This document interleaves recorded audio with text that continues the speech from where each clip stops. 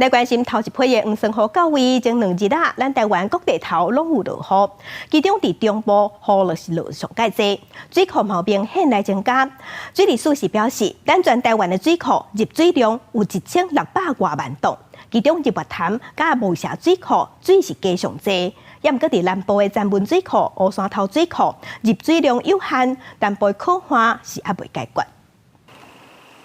落雨了后，日月潭吸引游客来遮翕相。受到这波黄山雨方面的影响，中部地区雨量上水，日月潭的水位也对顶礼拜741.08公尺上升到741.5公尺，增加2.28趴的脱水量。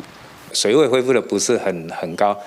一个环境景观是稍有改善哈，但是整个旱象其实也还没有有一个明显的一个改善的状况。根据水利署的资料，初七、初八这2天，全台湾水库入水有1664万吨，其中入水上好的是日月潭甲雾社水库，加起来有420万吨；第二是德基水库的350万吨。另外南部的詹文甲乌山头水库总共入水120万吨。水利署讲，虽然这波落雨因讲是今年以来入水上最一摆，不过也无多来改善整体可旱的情形。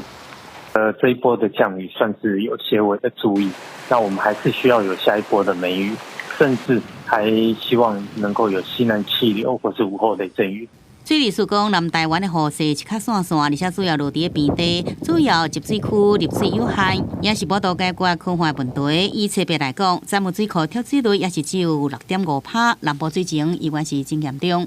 曾文水库的一个满水位的一个那个容量是5.08亿吨的蓄水量，但是它今天才进100万吨，那大概是